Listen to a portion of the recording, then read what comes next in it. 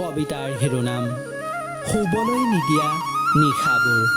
কথা পৰেশ দাস, পাঠ মানস প্ৰীতম শইকীয়া।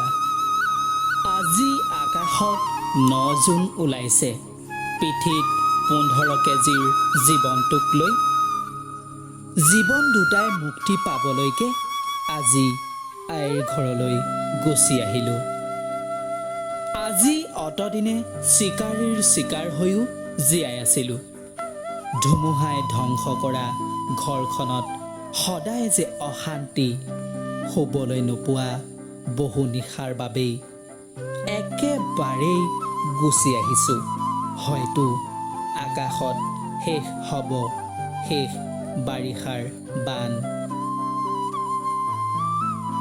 মোৰ সুকোমল শৰীৰত চিকাৰীয়ে চিকাৰ কৰা অসংখ্য দাগ, মোৰ দুগালত নৰ অসুৰৰ গণিব নোৱাৰা আঙুলিৰ ছাপ।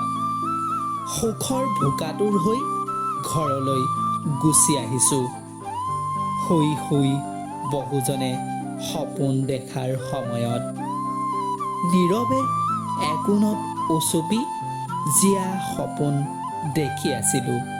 15 কেজি ওজনৰ জীৱনটোক জীৱন গঢ়াৰ স্বাৰ্থত আই ঘৰলৈ গুচি আহিলোঁ।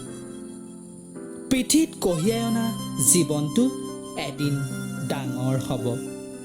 মই বধিব নোৱাৰা অসুৰক বধ কৰিব। সেই কথা ভাবিয়েই শিৰৰ ৰাঙলী জোনটোক মোহাৰি বিশাল আকাশৰ তললৈ গুচি আহিলোঁ।